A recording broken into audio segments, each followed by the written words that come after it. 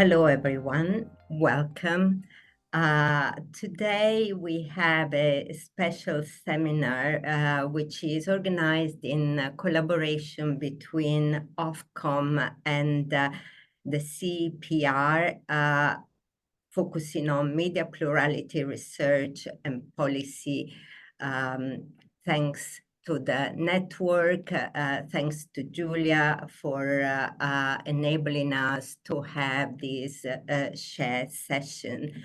So as we'll be familiar with most of the regular participants to this webinar series, the focus is very much on media plurality, looking at the policy questions, the latest research, any lessons that can be drawn. Now, Ofcom is the communications and media regulator in the United Kingdom, and we recently got more powers in the space of online safety. This is an area where we are now thinking about how to regulate the world of news alongside our traditional powers in the media plurality space. There are a lot of questions arising from the use of online news and what that implies and how best to intervene with the appropriate regulatory tools. So we very much welcome the collaboration with academics who do research in this space, and we're looking forward to contributions and thoughts about all the different angles that we should consider as we start designing our policies. So today we have a fantastic panel, and let me just introduce them in the order in which they will be speaking. So as I mentioned, we will be focusing on understanding social media's impact on news consumption and society. So we will be starting with my colleague, Simeon Thornton, who is a director of economics here at Ofcom, where he leads on a variety of projects, including media plurality online and our review of public service media. We then have Julia Cagé, who will be well known to everyone, I'm sure, in this webinar. Julia is professor of economics in the Department of Economics and Science for Paris. She's research fellow of CEPR and the chair of the network on media plurality. Then we have Levy, who is senior lecturer at Tel Aviv University School of Economics, and is also a research fellow of the CEPR. His research focuses mainly on political economy and social media. And then we have Josh Tucker. Josh is professor of politics, affiliated professor of Russian and Slavic studies, and affiliated professor of data science at New York University, also director of NYU's Jordan Center of Advanced Studies of Russia and co-director of the Center for Social Media and Politics. His research focuses on digital information environment, social media, and politics. So we have about 1.5 hours today. The speakers will start with a 10 minutes presentation each.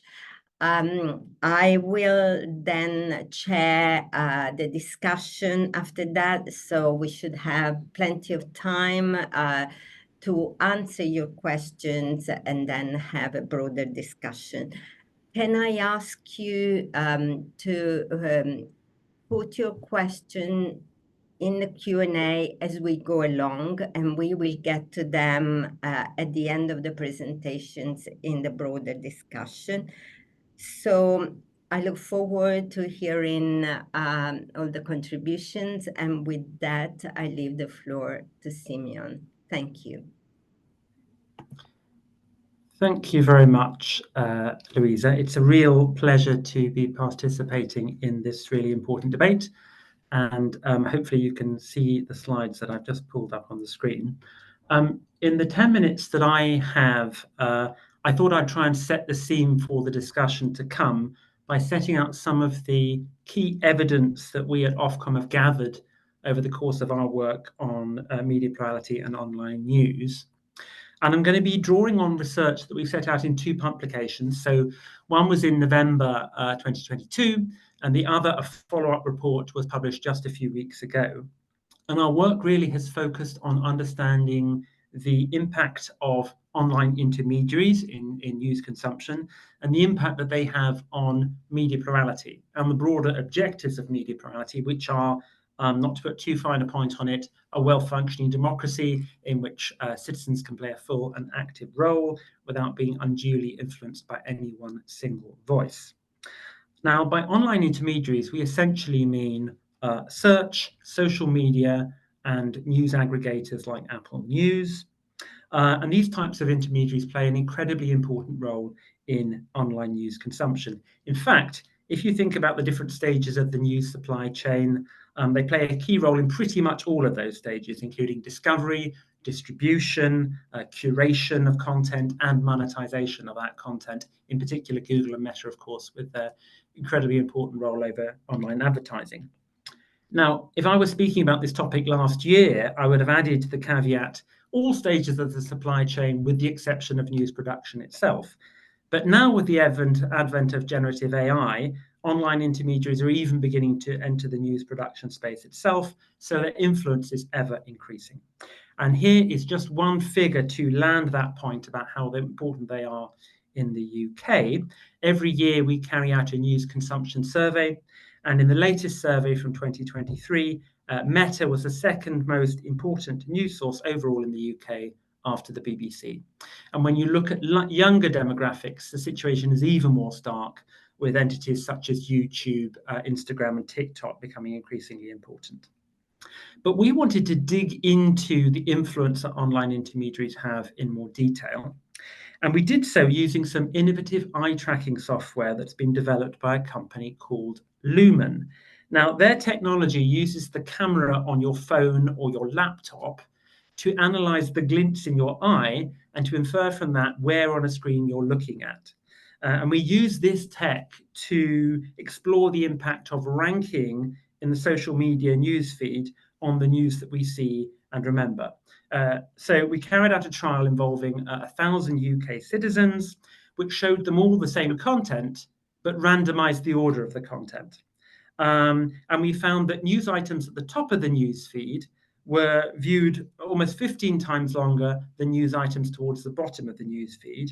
And this also translated into a higher propensity to remember that news. Now, you might say, well, that's all very intuitive and that's what we'd understand. But I think this is important in two respects. One, I think this is the first time this effect has been quantified, and the effect was actually larger than I certainly was expecting. And secondly, I think this sort of evidence provides a response to people who tend to say, I don't see what the problem is with social media. It just gives people the news that they want to see. Well, this evidence shows that's not the case. In a very real sense, social media is determining which news people see and which news they remember. So overall, online intermediaries have a lot of influence over the news that we see. But how does this influence affect media plurality? The first thing I should say is that online intermediaries play a vital role. There is so much content out there, almost an infinite variety of content, that we need an intermediary to help us filter what's relevant to us, to help us focus on what's most important to us. But that puts these intermediaries into a position of great power, and I think there are two broad sets of concerns that arise from this power. And the first are concerns about the impact that online intermediaries can have on the financial sustainability of news producers. And these concerns are largely about market power, and they take various forms relating to, for example, lack of transparency over algorithms, which can lead to large and unexpected shifts in the traffic that news providers get, unequal access to user data, high fees for advertising intermediation, and inadequate remuneration for the use of news content. And these are the concerns that the CMA has looked at in other work I worked on when I was at the CMA in the digital advertising market study, and they form very much the basis for the proposals for the new Digital Markets, Competition and Consumers Bill, which is currently before Parliament, to tackle concerns relating to entrenched market power. And hopefully that bill will be enacted shortly, and that will provide a robust basis for tackling those sorts of concerns. What I really wanted to focus on is a second set of concerns, which I think should be of great importance to all of us as citizens, and that can be summarized in the following question. Are the ways in which online intermediaries present news to users and the ways in which users interact with that news through online intermediaries having an impact on citizens' ability to participate in a well-functioning democracy? And in 2022, we published some research into these issues based on a survey of 2,500 UK citizens. And I think the findings are actually quite sobering. So we found that people who tended to use social media for news were more polarized, less well-informed about important news events, and less trusting of democratic institutions than people who tended to use traditional news sources. And the important point to emphasize here is that we controlled for a whole barrage of socioeconomic and demographic characteristics. And we found that even when controlling for age, income, gender, you name it, we controlled for it, there still was a statistically significant relationship between online news consumption and these harmful social outcomes. And the obvious and quite alarming question that this raises is, does this mean social media causes those outcomes? And if so, by what mechanism could those harmful outcomes be caused by social media? And this is where our new research is beginning to shed light on some of those questions. So, for example, we tracked the online viewing habits of almost 9,000 UK citizens. And we use large language models to analyze the content of the news that they viewed. And we found that social media platforms tended to expose people to a narrower range of views than they encounter on traditional news websites. And this is important because it is at least consistent with concerns about the potential impact of social media in creating echo chambers, in which users are seldom exposed to views that challenge their preconceptions, or facts that challenge their preconceptions, leading to a lack of understanding and trust and increasing polarization. Now, of course, the most important question of all is, so what?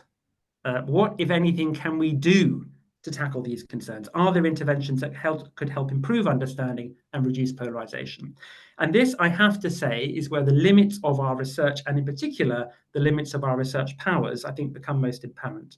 So, in the November 2022 document, we had identified a range of possible interventions that could plausibly help, including user empowerment tools, so prompts to cause people to reflect or to give people greater control over algorithms, changes to newsfeed defaults, including priority, for example, to higher quality news. And we did attempt to do an ambitious quantitative trial involving testing those different interventions. But we found it wasn't possible to do that without the cooperation of the platforms. So what we did do is a piece of qualitative research, and that threw up some very interesting issues. People generally responded well to more choice and to the opportunity to reflect on the choices they'd made. And there were more mixed responses to other forms of intervention, such as requiring people to view more PSB news.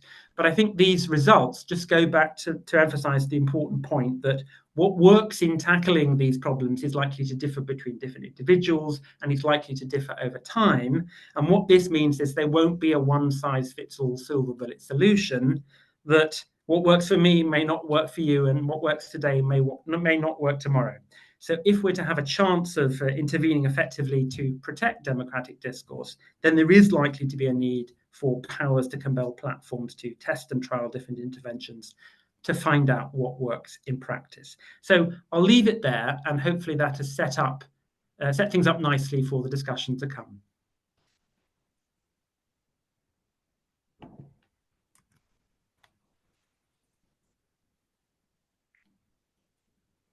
Okay, I think I should go on. Yes. Yes, please. Up. Can you see my slides? Yeah. Yeah. Perfect. So thanks a lot. And as the person in charge of this CEPR. RPN on media plurality, I want to thank like everybody, Luisa, Joshua, Roy, all the CEPR team for accepting to be part of this event and helping me like setting it up. I'm going to, so I have 10 minutes and I'm going to present you the results of some work we did with two co-authors, Nicolas Hervé, who is at the Institut National de l'Audiovisuel, Béatrice Mazoyer, who worked at the Media Lab, on how social media influence mainstream media production using Twitter. So in fact, it's really like in line with what Simeon already like talked about, but we are more going to focus on the production side and a little bit less on the consumption side. And I don't want to contradict just the previous presentation, but that's true that social media plays a role that is increasingly important. At the same time, television remains the most popular source of news. And in a sense, there is kind of a contradiction between these two things. The fact that social media seems to have a huge impact on politics, on news, despite the fact that people still consume mainly TV. And what we do in the paper is that we assume that this comes from the fact that social media not only affects the way we consume news, but also the way news is produced by traditional media. And in particular, what we do in our work is that we study whether news editors are influenced in their editorial and production decisions by the story's popularity on social media. This could be the case for a large number of reasons. First, this might be due to the fact that journalists monitor Twitter. This might also be due to the fact that there may just be a click bias. And basically, you want to attract more clicks, so you are going to cover more what is popular on Twitter. And then the question is whether or not there is a trade-off between popularity and quality. Even if there is not a click bias, it might not be obvious for editors to know what consumers want to consume. And so they might thus decide to use Twitter as a signal that allows them to draw inferences about consumer preferences. And the last thing is that at the end of the day, social media may just affect publishers' incentives to invest in quality because you have competition between social media and traditional media outlets. And so from this point of view, we have an open question, which is what is the welfare effect of the introduction of social media? So how do we tackle these questions? Obviously, I'm not going to enter into all the detail of the paper, but try to give you a broad overview and in particular to raise a number of questions I think might be interesting for discussion. To do that, we built a new data set that include a representative sample of all the tweets produced in French during an entire year. So basically, we collected the equivalent of 70 to 75% of all the tweets tweeted in French between July 2018 and July 2019. So we have 1.8 billion tweets. And at the same time, we collected the content published online by the mainstream media outlets, as well as the news agencies' dispatch. From these two data sources, like the social media data and the mainstream media data, we built news events. So what do we call an event? This is going to be a set of like tweets and articles that deal about the same topic, and we're going to look at how they interact. For that, I'm not going to enter into the detail, but we are going to use topic detection algorithm as well as clustering algorithm. And so we will have around like 4,000 joint events. So events that are covered both on Twitter and by traditional media outlets, out of which 3,900 emerged first on Twitter. Just like two things, but I think they are of importance. The first thing is that we follow what we call a split sample approach. So just to ensure, let's say, the validity of our empirical approach, we run our analysis on a pre-registered sample of 4 months of data. And then we keep the rest of the data set for final publication, on which we will be able to replicate the main results we obtain. So in the data set on which the results I am going to present you today is based, we have around 531 million different tweets. For each of these tweets, we have their characteristics. So we know the length of the tweet, the number of words. We also know whether the tweet is a tweet or a retweet or a reply or a quote. And then for the original tweets, we also know their popularity, the number of retweets they get, the number of replies they get, and the number of likes they get. I want to like the fact that I check the tweet announcing this event, and we were like above the mean for each of these characteristics. So that was pretty good.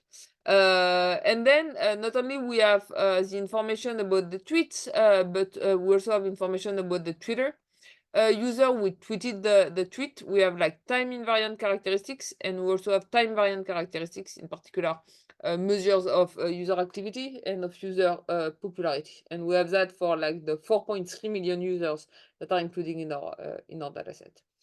So just, even if I'm not going to enter into the detail, one word about the empirical strategy, because obviously, you know, I'm going to tell you, okay, I'm going to look at the impact of what happened on Twitter on mainstream media coverage, but something that you can tell me is, okay, but if you have an interesting event, it's going to be super popular on Twitter, and then mainstream media are going to cover this event independently of what is happening on Twitter, just because the event is of interest, okay? And so the question is, how do you isolate the causal impact of popularity on mainstream media coverage? To do that, what we do in the paper is that we propose a new instrument, which is interaction between user centrality in the network and the probability that a tweet is seen at the time of the event. So how do you measure user centrality? For that, we just use the PageRank algorithm. So basically, this measure of centrality is going to tell you how many times when I tweet something, people are going to view my tweets. And this is due to the popularity of my followers and not to my own popularity. And then the probability that a tweet is seen at the time of the event, we are going to measure it by the non-news related activity on Twitter at the time of the event. So basically, we are going to look at all the activity, for example, that will come from the fact, I don't know, it's a time at which The Voice is broadcast. So everyone is going to comment on the singers of The Voice. This is going to create a lot of activity on Twitter. But this activity is not related to news.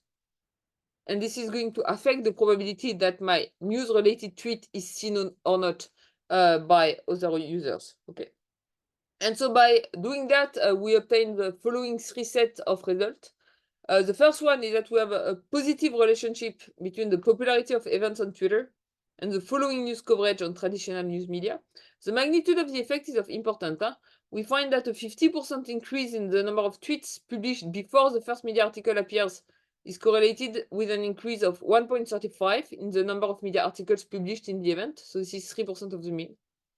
But the second thing that is even more important in our set of results is the following. We show that these effects are really heterogeneous depending on media characteristics. And in particular, we find a much stronger effect for media outlets with no paywall or a soft paywall than for media with metered or hard paywall. So it really means that, in fact, the kind of news we are consuming depends on the business model of the media. And if you're able to pay for a media, you're going to have news that are less Twitter related than if you are just consuming news for free. So this can increase, in a sense, information inequality. And the third thing that I want to highlight is that we also look at the popularity of the articles. And we find that news consumers, they seem to prefer more popular events, but to a much lower extent. So at the end of the day, the social media provide a biased signal of what readers want. Just like a few questions for the debate. At the end of the day, the main finding of the paper is that the social media influence mainstream media, and they influence how editors decide on the coverage for stories, in particular for those media outlets that provide news for free. But at the end of the day, can we draw broader conclusions on the overall impact of social media on consumers' news diets? And in particular, one of the things that would be of interest, and this is where I think the work done by Ofcom is super important, and we can learn like from each other approach.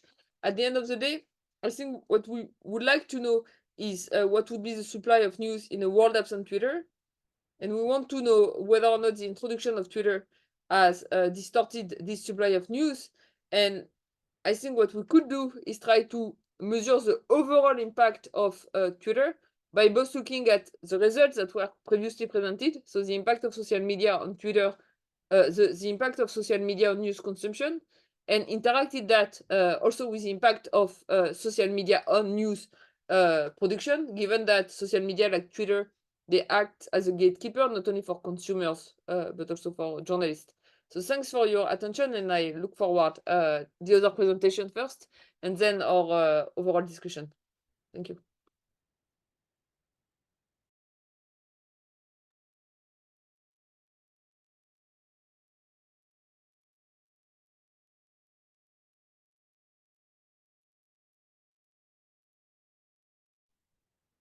Hi, everyone.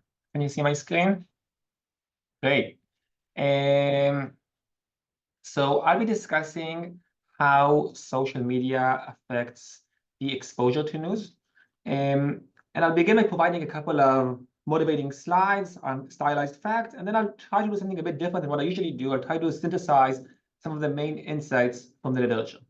So let's begin with some motivation. We've seen some of this in the previous two presentations, but I think more would be useful. And you know what, before I do that, let me just say that it's really a huge honor to be in the same panel as Julia and Josh with these and Simeon, these amazing kind of papers. So thanks for inviting me.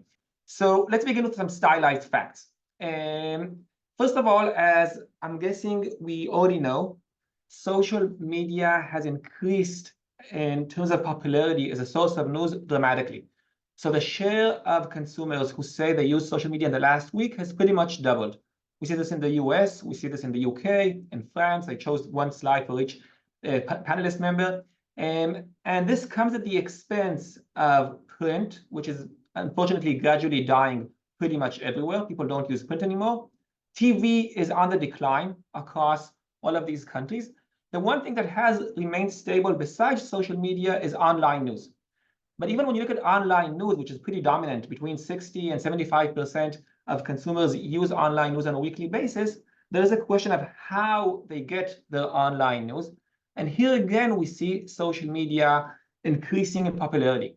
In fact, more consumers today say that the main way they come across online news is through social media, compared to the share that say they visit the news website or app directly. This is pretty remarkable when you think about it.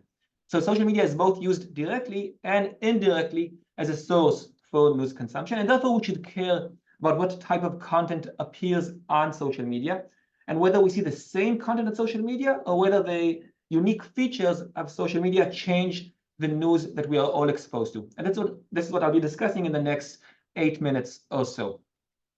So the main insights I'll be discussing are based on a recent paper I wrote with Guy Ridor, Rafael Jimenez-Duan, and Lina Song. I think that Guy and Lina are both here on the economics of social media. This is a literature review. And we wrote this paper because there's been an explosion of research focusing on social media. This is the share of papers in general interest economic publications and NBR and CEPR working papers. We see a dramatic increase in the past decade or so. And therefore, we thought this is a good time to start synthesizing the main insights from this literature. And when we think of this literature, we think that there are at least 3 main stages, kind of similar to the stages Simeon mentioned of the life cycle of content. First, content is either produced or shared. Now, when we think of production, the main questions the literature asked is, why do we see toxic content shared on social media? How can we decrease using interventions the amount of misinformation? How does social media affect the type of content both online and offline, like Julia mentioned? Then comes the distribution stage, and content is typically distributed either based on people's social network, that is their friends on Facebook, Twitter, or another platform, and based on the algorithm. And questions ask, what does people's social networks look like? What is the effect of algorithm? And what is the result of these two forces? Do they result in online echo chambers, like Simeon mentioned? And finally, there's the question of consumption.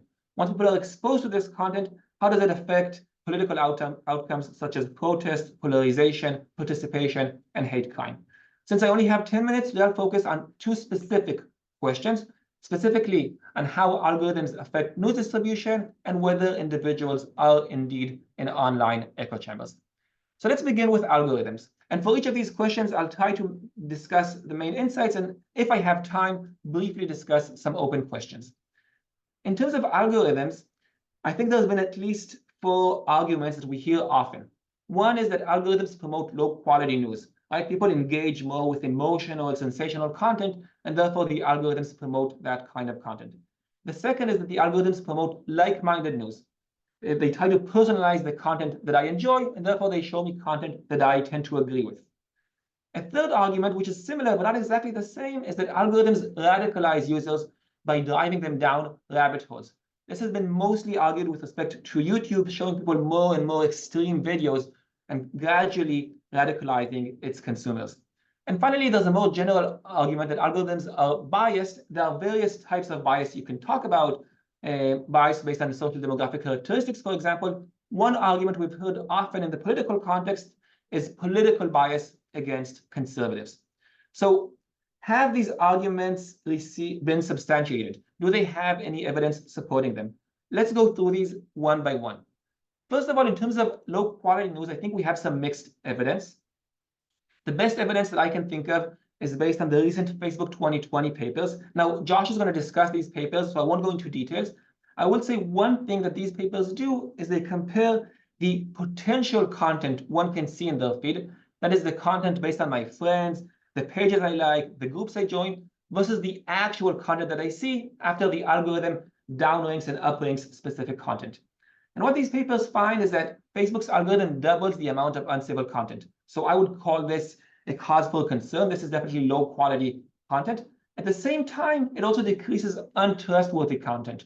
That is content that might contain misinformation. And therefore, I say there's mixed evidence. My interpretation of this evidence, and this is more of speculation, is that Facebook is trying to maximize engagement, and often toxic or uncivil content generates more engagement.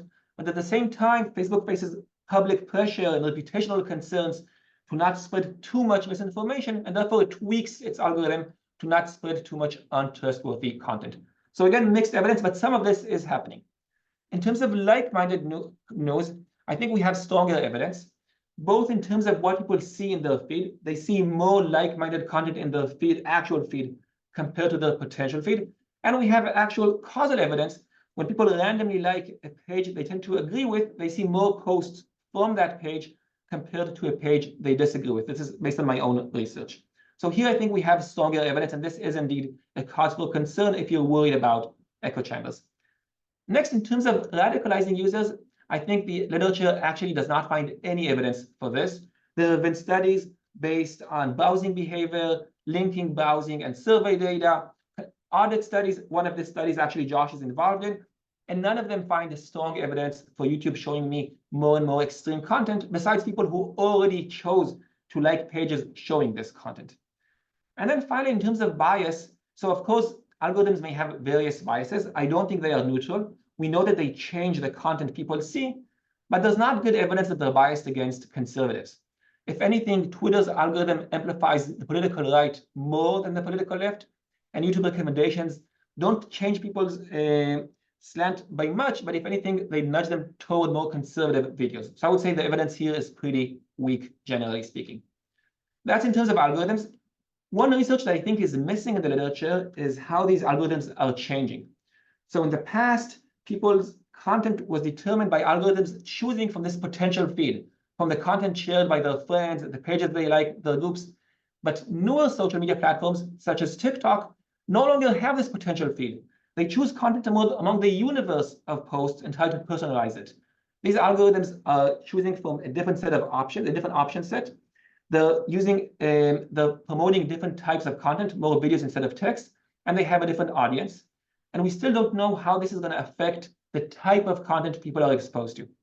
We have a lot of good evidence on what happens on Facebook because it's so popular. We have evidence on Twitter because it's easy to study, at least it used to be easy to study. We have virtually no evidence on TikTok, and this is where I think we need much more research. Let me briefly discuss echo chambers in the few minutes I have left.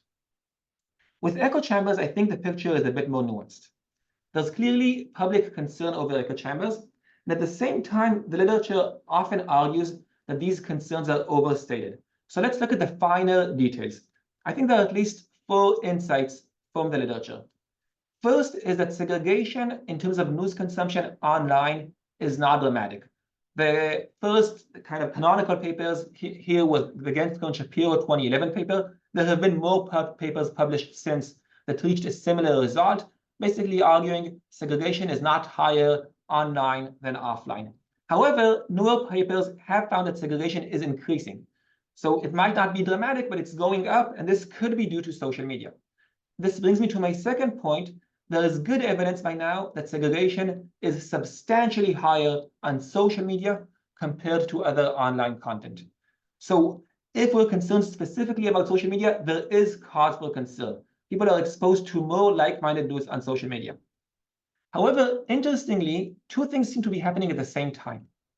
On the one hand, people are exposed to more like-minded news on social media. That's why segregation goes up. And at the same time, they're also exposed to more cross-cutting news. And this might sound like a contradiction. Let me try to kind of explain why these results could be internally consistent. What I think is going on is that people see less moderate mainstream news on social media. There's a substantial decrease in the mainstream moderate news, and there's a pretty large increase in like-minded news, and also at the same time, a small increase in news from the other side. And therefore, social media seems to be, on the one hand, promoting some diversity, but on the other hand, showing you a lot of like-minded content. Finally, there are some papers on why segregation is going up. And I think there are at least three explanations. The algorithms, which I already discussed, selective exposure, which is not a new phenomenon, but is clearly going on, people selecting content they agree with, but also people choosing to follow pages that tend to share like-minded content. What we don't find evidence for is that friends do not seem to be increasing segregation. So we should be less worried about kind of homophilic social networks, about people having like-minded friends, and more worried about people choosing like-minded outlets. There are several open questions regarding echo chambers that I'm happy to discuss in the Q&A, but since I'm out of time, let me conclude by saying that I think we made tremendous progress in understanding the exposure and consumption of news on social media, but there are still several open questions, including A, what happens with these new platforms, and B, why are these things happening? Why are people selecting like-minded news? And are these echo chambers substantial enough to be a cause for concern? Thanks, and looking forward to both Josh's presentation and the questions.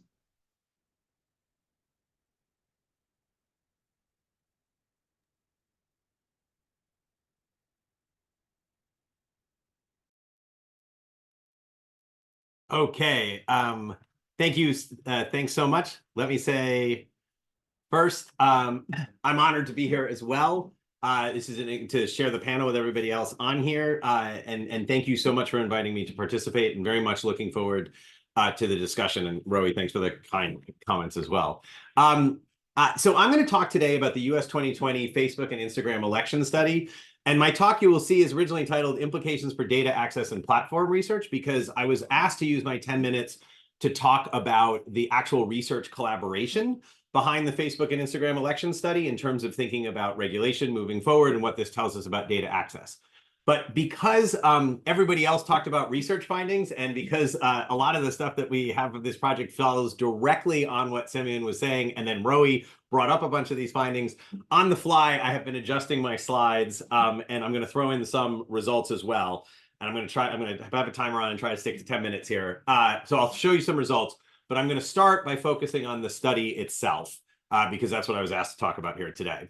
So the first point I just want to make really quickly is that I had the incredible honor, it's been the opportunity of a lifetime, to be one of the co-academic leads of this project. And I want to call out my other co-academic lead, Talia Stroud, from the University of Texas, Austin, who has been amazing, an incredible person to work with on this project. What I wanted to note is that I want to start by just noting that everything we're going to talk about here, this is a project with a remarkable amount of people contributing to it. I'm going to talk about the core academic team, but there are additional academics who have been brought on. Rowie's name will be on this as his paper, when his paper gets published as well. There's just a large number of people from both the academic side and from the meta side that contributed to it. So it really did take a village, and this is something to think about when we think about this as a model moving forward. So let me talk about this project and the collaboration. Let me explain to you, as people who are interested in how we can do this kind of research, about the nature of the collaboration. And I'm only going to really scratch the surface of this here. I want to point out the last bullet point, which is that we have an FAQ that has that's quite long, that has loads and loads of details. That's been our attempt to sort of in one place share answers to all the questions we've gotten about this.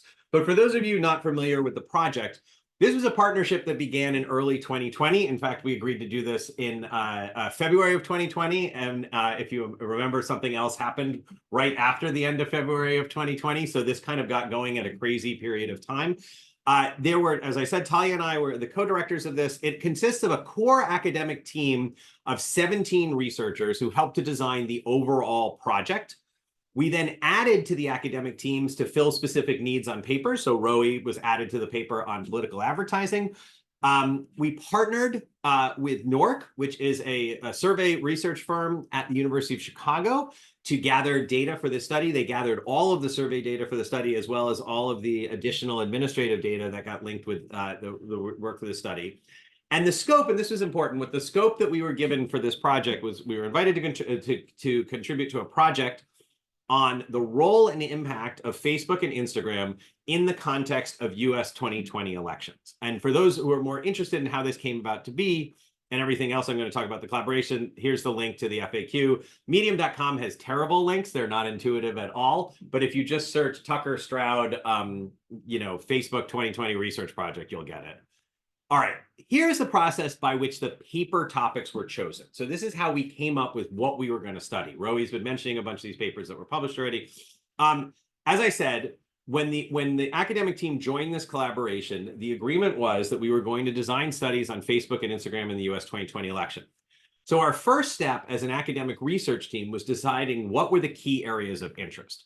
And what we came up with was political polarization, political participation, including vote choice and turnout, everything around information, so disinformation, misinformation, knowledge, perceptions, and then a little prophetically, attitudes and beliefs about democratic norms. So those were the four things we agreed as a research team that we wanted to try to draft research projects in order to understand these four big topics. Then as a second step, we chose particular topics to study and we assembled research teams. So essentially this core group of 17 researchers broke into smaller units that wanted to study particular topics to propose particular research designs to study those topics. As each of those topics solidified, they then were joined by meta-researchers who then helped flush out how those studies would be done and became equal participants, with one exception, in terms of the crafting of the research design. We ended up having papers. What was amazing about this, as Simeon noted, there are things that you can do when you have cooperation of the platform. So we were able to run a series of experimental studies that involved manipulating people's Facebook consented experimental studies. Everyone consented to this, was told that their Facebook or Instagram feed might be altered as part of participating in this. But we were able to change the nature of the feed, and I'll get into that in a moment. Then we have a series of observational studies, and these observational studies, because we had the collaboration of the platforms, they included data from all monthly active Facebook and Instagram users that were over 18 in the United States. And some of the papers, and one of them Roe's been talking about, combined experimental and observational data. We thought a ton in the beginning of the project about integrity provisions, right? As has been pointed out widely, and as we knew from the get-go, this was a very unique situation. We were collaborating with people who worked at these platforms, literally whose paychecks came from those platforms. And as we all know, they also get like stock options and things like that, to study the impact of these platforms on society. So we thought long and hard about ways that we could maintain the integrity of the project.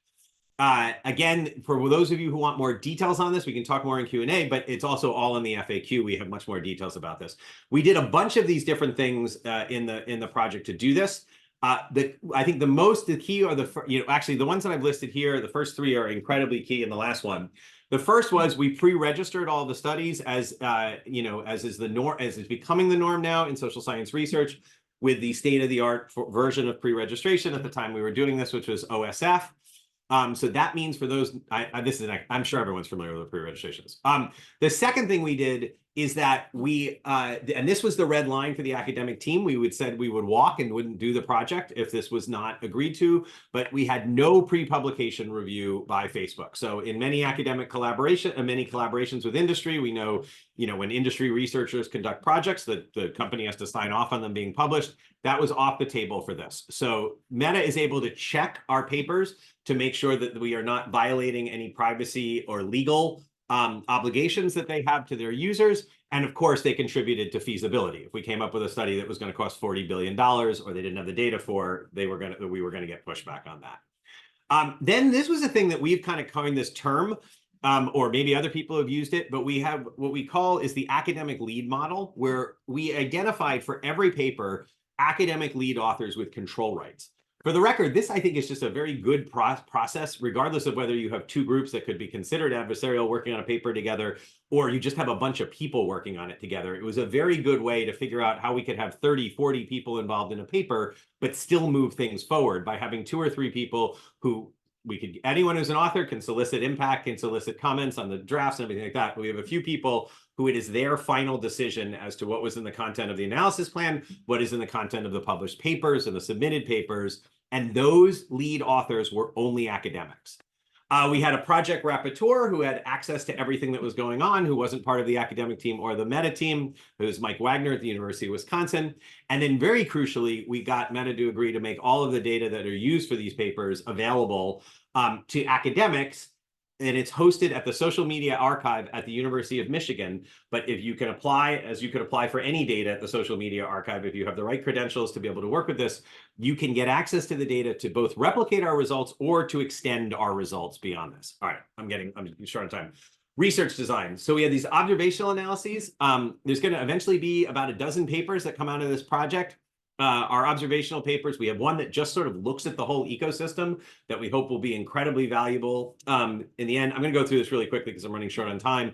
Ideological segregation of consumption of news, diffusion of misinformation, one on coordinated influence campaigns, one on anti-normative content on the platform. And after the events of January 6th, we added one more paper on democratic norms that uses observational data. We have all these causal experiments where we try to get at the algorithm, the importance of the algorithm, the importance of virality, echo chambers and filter bubbles, political advertisements, the effect of changing the amount of low-quality exposure to low-quality content, and then full platform deactivation experiment. The first 4 papers were published this summer in Science and Nature on the same day. We had the cover of Science, which was really exciting. These are the papers that were published. All right, and I can please report right now, the 5th paper was published on Monday. I didn't know if this was going to come out before this meeting, but we had our 5th paper, which was the full-scale deactivation study. Now, this is the part I've added to the talk, so hopefully I can get like an extra minute or 2 here to just show you results that follow exactly on what Simeon and Owe have been talking about. The first thing I wanted to show, which is exactly we found looking across the entire Facebook project, exactly what the point that Simeon had made, which is when we looked at the degree of ideological segregation, and in this case, no segregation is 0, full segregation is 1. The higher the number goes, the more we are seeing, no segregation would be news articles are seen equally by conservatives and liberal. 1 would be exclusively by conservatives and liberals. Previous studies of web browsing had the degree of ideological segregation at about 0.1. What we found when you looked at domains, it was between 0.35 and 0.40. And what we found when we looked at actual URLs, the degree of segregation was between 0.45 and 0.5. So the key takeaway here is we did find a higher degree of ideological segregation in exposure to news on Facebook than we found when people were left to their own devices to browse the web. Now, Rowie mentioned, I threw this one in at the very last second because Rowie mentioned it, which is that we also did find this ideological segregation, which was that we found, again, this is the showing of, when you go to the right, that's news that's only seen by conservatives. When you go to the left, that's news that's only seen by liberals. So this is not a normal distribution. There is plenty of ideological segregation, but it's also asymmetric. In particular, there is a corner of Facebook with news that is only seen by conservatives on there. So that's the ideological segregation. However, following when Simeon said, when he showed you observational data on people being more polarized and said the next question is to try to get at causal data of this, we did measure this. We did these in the Science and Nature papers that were published here. We looked specifically at the effect of the algorithm by replacing people's engagement maximizing algorithm, which was what was being used in 2020, with reverse chronological feed. We tried to look at virality by having a treatment where people were not exposed to reshares. And as Roy had mentioned, we had one where we reduced exposure to content from like-minded sources. So this was to try to get at the echo chambers. These were very, very highly powered studies. And they had about 23,000 participants in each of them. And the findings was there was no impact, and I can talk much more about this in Q&A. I can show you more slides. I have loads of slides from other presentations, but there was no impact of any of these experiments on affective or ideological polarization. The most recent paper that just came out, the deactivation one, shows a tiny, very slight negative impact, but it doesn't meet statistical significance when correcting for multiple hypothesis testing, but it's at 0.03 of a standard deviation. So I saw there was some discussion about that on Twitter yesterday. You also mentioned about breaking echo chambers. I forget which one of Rowie or Simeon. I think Simeon, you broke this up about the question about breaking echo chambers and whether or not we want to expose people to more cross-cutting news. As Rowie mentioned, and as I just showed you a second ago, there was no impact in the US 2020 study. That's the Nyhan et al. Paper. No impact on polarization of getting people decreasing the amount of content people saw from like-minded news. Chris Bale and colleagues at Duke had this study where they had people actually on Twitter follow bots that tweeted counter news, and they found backlash effect. So not only did it not make people less polarized, it made them more polarized when they were seeing more cross-cutting news. We're running a new study at CSMAP on this, where we're going to actually use new technology around browser extensions to inject content into people's Twitter feed, like a high dosage of cross-cutting content. And we thought maybe we'd get a different result from the Bale study because we were delivering a much stronger treatment. But I got it, and that study is going into the field now. But in the pilot study, I got to say, not what we were expecting. We found that backlash again. Now, it's not very highly powered in the pilot study. It was just a pilot. But again, our prior right now is that's what we're going to find in the regular study, that we found backlash. Getting people more cross-cutting content did not help in terms of polarization. It made people more polarized. What I want to say very quickly about, to Simeon's point about this, and to Rowie's point, and actually to Julia's point as well, very much similar to what Julia was saying. I want to be very clear, and I can talk more about this if you want to talk in the Q&A. What we cannot conclude from what I just showed you about these experiments not showing that changing people's social media experience for 3 months led to a decrease in polarization, or even taking them off social media for 5 weeks led to a decrease in polarization. This cannot tell us anything about a world with no social media. It's the wrong counterfactual for the question that everyone wants answered, which is, if Facebook and Twitter didn't exist, would we be in a less polarized world? So I want to be very clear. Some people have tried to I think, interpret the findings from these studies. So we can't conclude whether social media has or has not had an impact on the rise in political polarization in the US or globally. But unfortunately, also, these null results do not allow us to pinpoint a particular feature of social media as a potential candidate for exacerbating polarization independent of the lower information environment. It would have been awesome if I could have come here to you today and said, turn off, put on reverse chronological feed for the 3 months before elections in any given country, and it'll take the tenor down of polarization. We didn't find anything to support that kind of a suggestion. All right, so finally wrapping up the original topic here, what have we learned about doing research on social media from the US 2020 platform? I think from the US 20, the goal of this study, I have always thought of this as having first order goals and second order goals. The first order goal, and by far the most important, was to take advantage of this opportunity to improve our scientific knowledge about the relationship between social media and politics, to be able to inform lit reviews like the one Rowie's doing and have more information in them.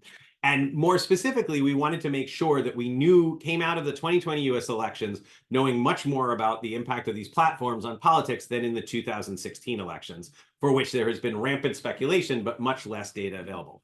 In this sense, I think the US 2020 study has been an unmitigated success. We will definitely know much more about the US 2020 election than we do about 2016. We've added a lot to scientific knowledge and understanding. This has worked, and I'm very, very proud about this and very happy about this. But the problem is, we're also going to know more about the US 2020 election than we're going to know about the US 2024 election. Because our second order hope was that by putting together this kind of a collaboration, other platforms would pick up on this, and you would see more of this happening. And it would be a model that was out there that platforms would say, hey, look, this is actually something that's doable. It didn't destroy the world. We should do this. But at this point, crickets on that. I haven't heard of anybody in another country having an opportunity to do this with a platform. There's certainly Facebook has not reached out to us about doing a repeat of this for 2024. We've tried to pitch other platforms on this for 2024. So far that second order thing, this is looking more and more like a one-shot deal, which I think is a real disappointment. And so the key takeaways for the policy community is, and with Ofcom, is that this is possible, right? DSA is going to make it possible to get observational data out of platforms. But it is possible to do collaborative research with the platforms to get rigorous scientific research on both observational and causal analysis. US 2020 was a voluntary collaboration. It was originally initiated by Meta. They reached out to us. The question is, could this work if it was required by regulation? And that's the point I think that there was a lot of questions about, but that you all as regulators, I hope you will look at this lesson, think about the possible second order implications of it as serving as a model for things that can be done going forward. So thank you so much for your time today. Really look forward to the discussion.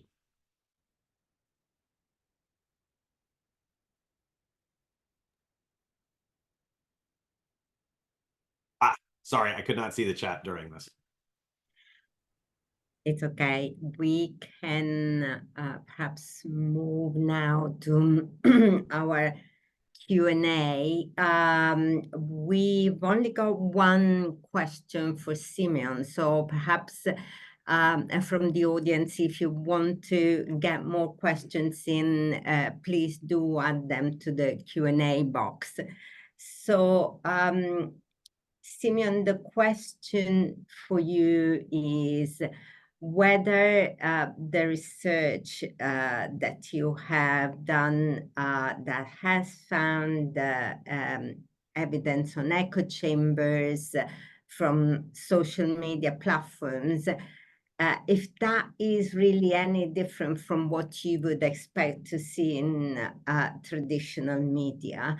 And what would be then the regulatory intervention that you think should be appropriate for that?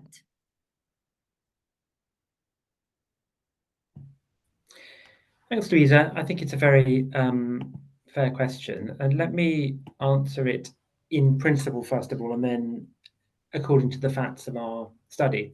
So it is right that in a, certainly if you look at the UK news media environment, certainly at the level of newspapers and online newspapers, they tend to skew left or right, and in terms of topic, they tend to skew also. I think one important point of difference between newspapers and online intermediaries in that respect is that the individual is fully aware of that skew in advance and is actively buying into it, whereas our research shows that people are much less aware of the skew in the content that's provided them through an online intermediary. So that is one important point of difference in principle. I think also the ability of platforms to test and trial and understand people's weak points differentiates them from a one-to-all type of news organization. So I think there are reasons in principle to think those would be different. And when it comes to the actual facts, our research looking at echo chambers compares the exposure of individuals when looking at news through online intermediaries to topics with the exposure to topics when they access news organizations directly. So, just to make it more concrete, what is the exposure of an individual who looks at news through the Daily Mail or Mail Online or Guardian Online compared to the exposure to topics through someone who looks at news through an online intermediary like Facebook? So that is built into the analysis we did, and we found that there was a narrower range of topics that people were exposed to online. So that's the substance of it. And just since this question's been raised in relation to echo chambers in particular, I thought the other presentations were really fascinating. And one thing I would add really to Rowi's exposition of the research in this area is that, to our understanding, most of the research into echo chambers has tended to use, as a measure of diversity, number of news organizations and some sort of ex-ante categorization of those news organizations into left or right-leaning. It has not tended to focus on the actual content of the news. And I think when we reflect on the concerns in relation to echo chambers, it's not you tend to look at one entity or another entity. It's if you are a climate skeptic, you will get climate skeptic stories, maybe from a whole variety of different organizations, but on the same topic. And so I think what our research has brought to the table is a focus on the content of news using large language models rather than just a proxy of diversity through looking at news organizations. And so I would be really interested in whether there's interest in kind of extending that sort of analysis and whether we might start to see some more consistent types of results. Can I add to that? Please. That's exactly the slide they skipped. So I'm really glad you brought that up. So I've been conducting research exactly on that point. I'll show you some results, but I should say in advance, they're really preliminary. So they're based on a subset of outlets, just 1 year of data. But and this is with Luca Bragheri, Sarah Eichmeier, Marcus Mobius, Jacob Steinhardt, and Richie Zong. We had exactly the same concern, that we're measuring things at the outlet level, but the outlet is no longer the relevant object of distribution of content or consumption of content on social media. And therefore, to better understand segregation, we need, or echo chambers, we need to look at the content of articles in our outlets. And what we did is we tried to calculate the slant of online articles instead of just the slant of outlets, and look at whether liberals and conservatives consume a different slant, or basically to calculate the amount of segregation at the article level. And what we find is that there is substantial variation even within outlets. Let's just take one example. Let's look at CNN here. We see that conservatives consume more conservative content compared to liberals within CNN. And this is exactly what Simeon is referring to, I think, which is that this variation cannot be captured by any study that looks at just the outlet. And I think that this variation also probably did not exist to the same degree before social media. When people just read one outlet cover to cover, then these differences were probably not that large. But now when people are exposed to specific articles based on who shares these articles and based on which articles the platform promotes, there are probably larger differences in the content that people in the content people are exposed to within an outlet. So yeah, I completely agree. We're working on kind of extending exactly this type of research. You know, it might be interesting to look at that because social media is one explanation for it. Another is the recommended articles that are inserted within the articles as themselves. Like we used to do at the Monkey Cage, we used to with the interstitials and stuff like that. So I would be interesting to see which of those is driving that more. Exactly. That's the next stage, to compare how much variation within outlets exist through different referral sources. I don't have those results yet, but we're definitely going to do that. Thanks. Just to say on that one, Josh, the analysis that we did should in principle account for that. So in terms of our assigning content to intermediated content or direct access, if someone went to a news organization and then followed a link within the news organization, that's direct access. And so any difference between intermediated and direct access would capture that effect. Super interesting. Fantastic. There's another question in the Q&A from Diego, who's asking how can they get access to data? Now, obviously, Josh, you did point out that that road really has been shut to academics and indeed to regulators. Obviously, you did mention, Josh, the DSA, which is the Digital Services Act, introduced by the European Union, covering content online, does provide for access to certain academics. Obviously, in the UK, we're now outside of the EU, and therefore the DSA does not apply. But I wondered, Julia, whether this is anything that you've looked at all, or how have you managed to get access, or if you have any suggestions for others who might like to have access to data from platforms, or indeed whether, you know, all your amazing Twitter data was only the very laborious job of researchers where they're, you know, kind of web scraping or something like that? So basically, the answer is that it was very laborious. And to be totally honest, like Beatrice, one of the co-authors at the time, she was doing a PhD, both in econ and in computer science. So she's a computer scientist, and it took her 1 year of the PhD to put in place the architecture that allow us to capture the equivalent of 70% of the tweets. And it was super complicated with the API that was made available by Twitter at the time. So what we did, despite like 1 year of work, we won't be able to do it again at all. And this is a big issue because, you know, like we need to study the impact of social media if we want to improve regulation. And for now, you know, we know that there are some progresses that are made thanks to DSA and all the new team that have been hired and put in place, but this is super slow. And okay, except if you are in the case of Josh and you can like partner but this was like a unique thing in a sense, and I really applaud. I was kind of jealous, you know. I wanted to be part of the team. No, this is really great, but I think you should have much more transparency on average, like better access to the data. So the DSA, for example, is helping a little bit. For example, Facebook. And this concerned another research project I had. So wanted to shut down a CrowdTangle. At the end of the day, they need to still have CrowdTangle, but you know, you cannot really access the private page. A lot of data are still missing. And this is crazy that us as researchers, we are spending so much time, money, energy just to get access to the data. It's not about like digging into the archive, you know, to find new stuff. This is existing data that should be around, and we need to play around, you know, to just being able to work with that. I think it's not a good equilibrium. So it sounds like we've already got our first kind of policy recommendation for government, which is open up the access to data for researchers and regulators.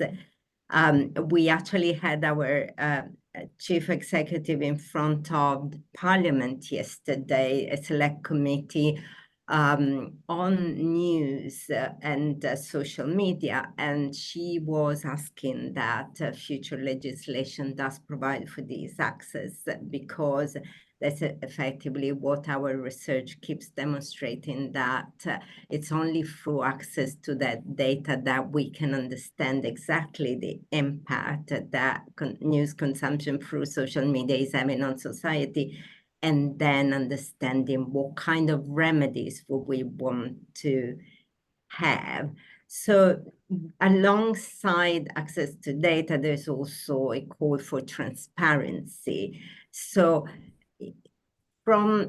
I begin to hear from each of you, if we wanted to go down the route of transparency, you know, what kind of transparency of what? Would it be transparency of algorithms, and would that kind of give users much more control of what they see, or should we give users more control? And if so, how?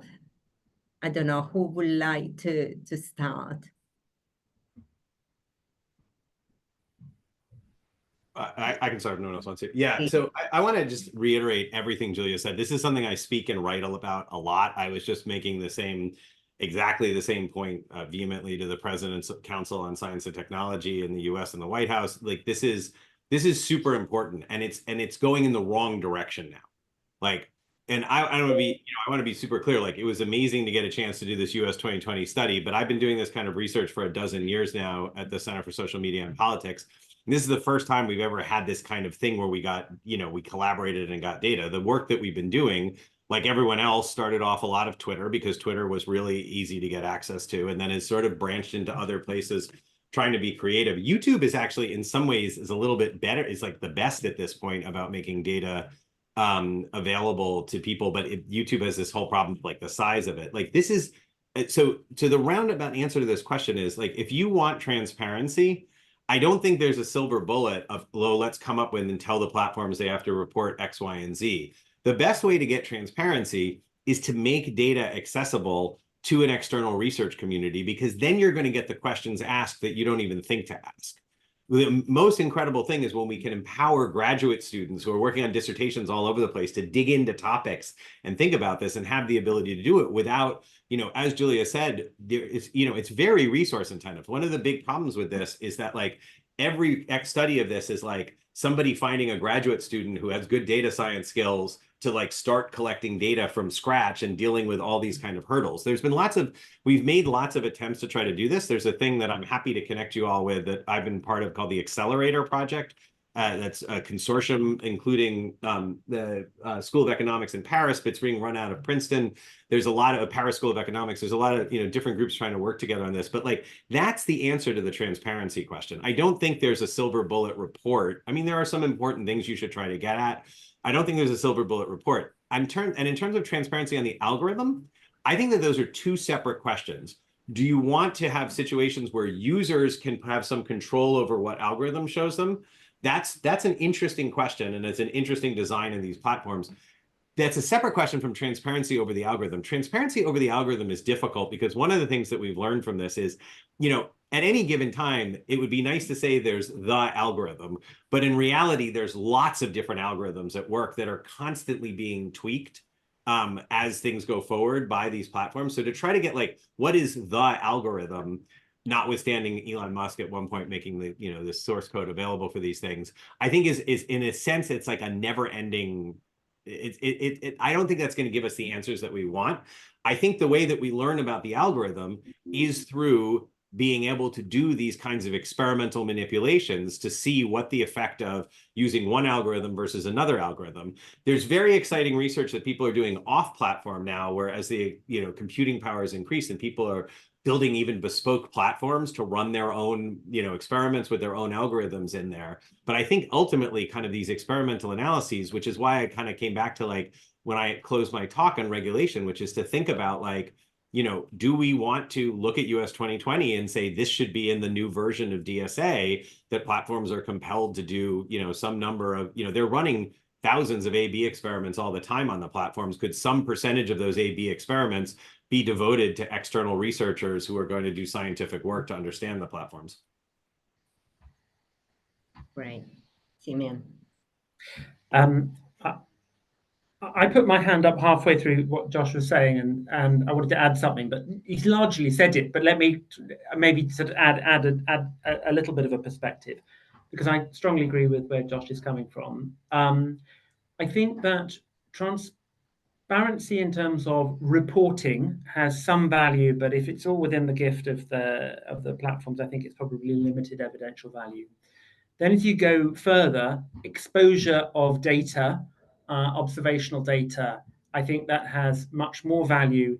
There are some legitimate privacy concerns about making that widely available, and so those are not just self-serving arguments. I think those are legitimate ones that we need to consider. But I think the level of transparency that's probably most productive is the ability to require trials of specific interventions. And so it's not just observing the data that comes out, but leveraging the machine that clearly exists and carries out trials every day of every year in the interests of, obviously, the commercial interests of the platform, to see whether there are also impacts on these societal effects. So I think that is really the gold standard. And then that does link to the point around what sort of transparency or user empowerment interventions might work for users. I think when I look at the kind of results of the meta research, which is fantastic, some on a much lower scale, some of our sort of qualitative research results, I think one thing it demonstrates is that rule of thumb quick solutions that can be sort of expressed in one sentence are unlikely to be effective.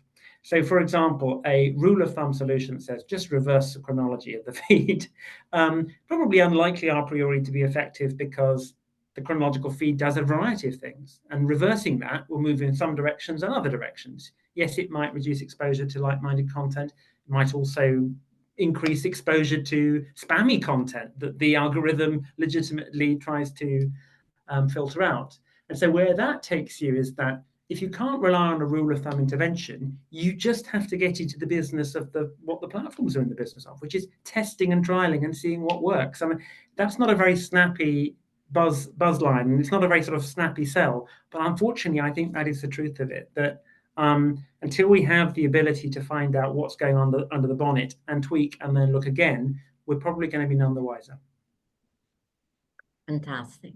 Roy, did you have any reflections on this? Yeah, so I mean, I completely agree with everything that has been said. And I think, A, there are many issues with currently getting data, and B, we need major changes and we're going in the wrong direction, and C, more academic research or more A/B testing will help. Having said that, I want to be just a tiny bit less pessimistic. So going back to the original question, I think it was Diego asked, is there nothing we can do without cooperation with the platforms? I don't think there's nothing we can do. So the social science one, Facebook data still exists. You can apply and get access to that data. I use that data actually to show you, to create the figure I showed you previously. Josh and Talia and the entire teams at Facebook 2020 created a social media archive where people can get data from these experiments and analyze them again. I just applied for this data. So I definitely think some data sets are out there, and it's good to know that they exist and you can get them without paying $50,000 or whatever the question mentioned. That's the first thing I want to say. The second thing, I completely agree with both Josh and Simeon that telling users, you know, this is what the algorithm does is A, not feasible, and B, not helpful. The user won't know what to do with that. However, I do think there are some simple solutions that have been tested. Telling the users this post might contain misinformation, right? That's also about transparency.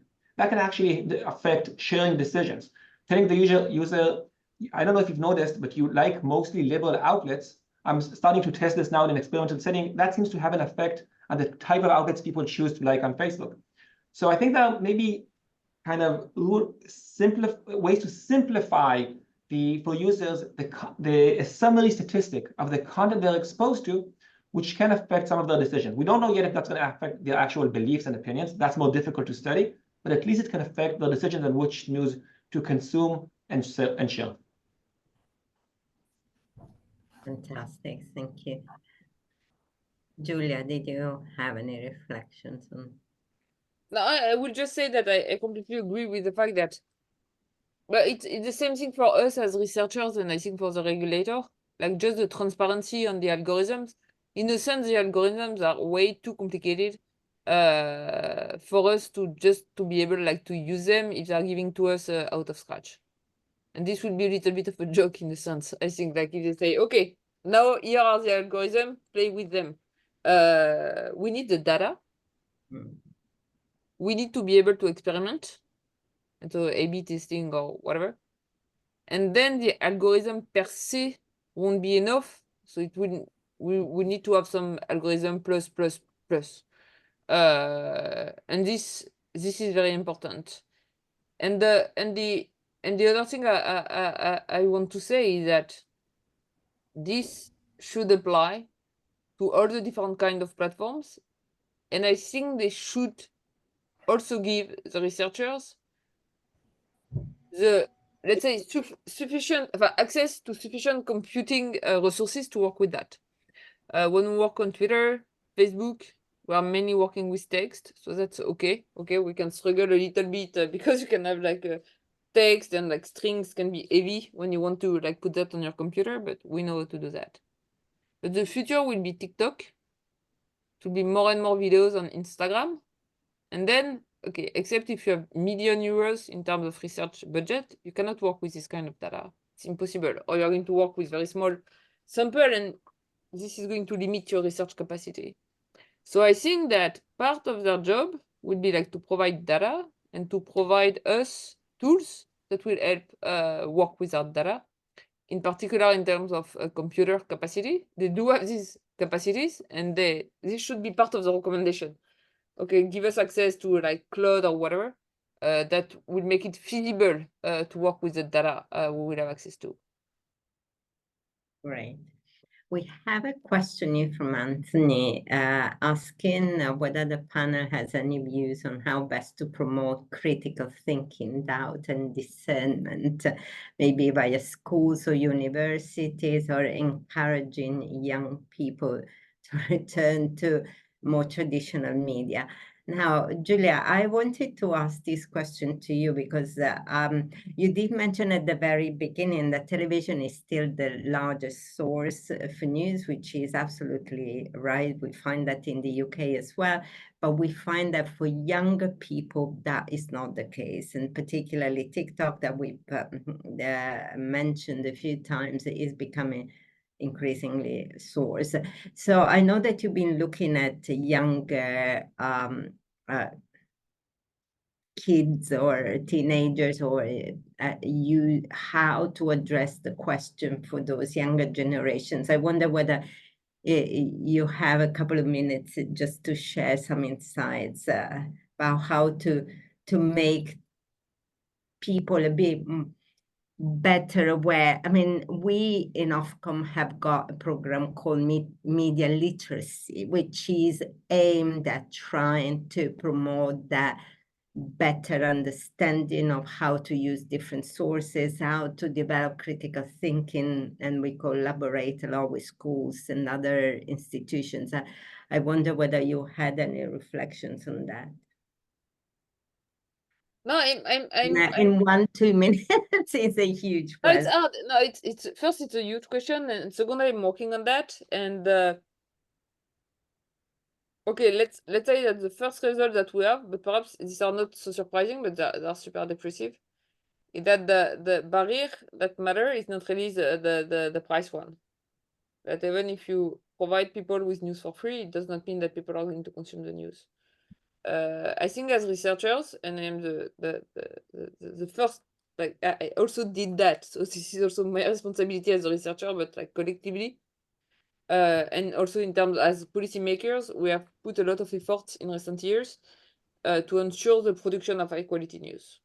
And we have done that for good reason, because the media industry was in crisis, there were an issue of independence, collapse of advertising revenues, so we need to find ways to ensure the production of high quality news. Now I think like the other challenge we face is really the one of the consumption of high quality news. And we know that money is not enough. We have this very nice study from the US where like people were paid, Fox News viewers were paid to watch CNN. And this really changed their view of the world. After that, they were better informed. They even like changed their perception of like media, whatever. At the end of the experiment, they stopped paying people, and like 1 month later, they were all back to Fox News. Then the question is that, is it about ideology? Or perhaps is it about something that Fox News is providing news that might be considered of higher quality, in the sense that, I don't know, perhaps it's more funny or more entertaining or whatever. If young people spend time on TikTok and not on the New York Times, we need to find a way to take the same stories in terms of like how much news people are going to acquire, and to give them to young people on the TikTok format, in a sense. And I really think that this is a challenge for the future. Like we cannot just like say, okay, oh, young people are stupid, they don't have like good attention patterns, they don't like news. We need to find a way so that even when you stop paying them, they're still happy to consume CNN rather than fake news on Fox, in a sense. Once I said that, I said nothing, but this is really like one of the directions where I would like to push my research in the years to come. Thank you. Simeon, I give you 1 minute, which we pass back to Julia for closing remarks. Fine. Well, I mean, I think it's a huge policy challenge how to encourage critical thinking, and doubtless part of the answer lies way outside of Ofcom's remit in schools and universities and teaching statistics and probability.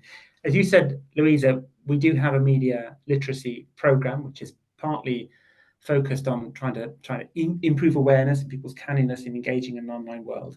And I just wanted to flag, we're currently doing some thinking on user empowerment tools online, mechanisms of trying to engage type 2 thinking in the moment, and these could take the form of prompts or self-control tools. Again, all of this needs to be tested and trialed to see if it works.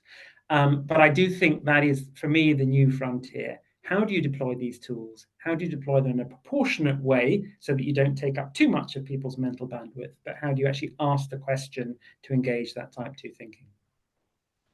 Fantastic. Well, we could go on for hours. There is so much more that we could discuss, but I'm afraid for today we've come to the end. So I just wanted to say a huge thank you from me on behalf of Ofcom and to our audience online. But I shall pass back to Julia for her final goodbye and hearing more about future plan for the network. Thank you. Thanks a lot. First of all, thanks Luisa for making this event possible, interactive, asking the question and creating the debate. Thanks to Ofcom, of course, because we really organized this webinar together. And we had already a lot of opportunity to interact, and I hope we will have others in the future, because we really need to think more and to do more research together, I think. Thanks a lot to Roy and Joshua for their presentations, and I guess you are well known to all the audience, but I really encourage people to go and read the papers you have on these issues on your website, because I'm a big fan of everything that you are doing, and this really helps in terms of public debate and public intervention. This said, I'm still waiting from Vox EU Tribune from you on these kind of questions, and more broadly to all the people that are part of the network. We have this debate page where you can write a small summary of your research, or some policy proposal, and it would be great to have even more of this. So we are looking forward to it. We do not have the date yet of the next webinar, but I hope we will do it again with Ofcom. We already begin the discussion and work more on all the issue linked to how we can regulate media pluralism, in particular in the broadcasting industry, and how do you measure the speaking time of different political parties. This is a very hot issue as of today in France, and from my understanding, it's also a very hot issue as of today in the UK. And here again, I think we can learn a lot from having interactions between the regulators and researchers. So thanks again. And to finish, as usual, I just want to thank Elise, Chrétien from CEPR, Felipe Lorenzen from Sciences Po, who help organizing these events, and also a big thanks to Tom Farrell at Ofcom, and I hope to see you soon. Yeah, I guess we will have one more webinar before the summer break, and for sure another one in September, and we will send you more information very soon. So thank you very much.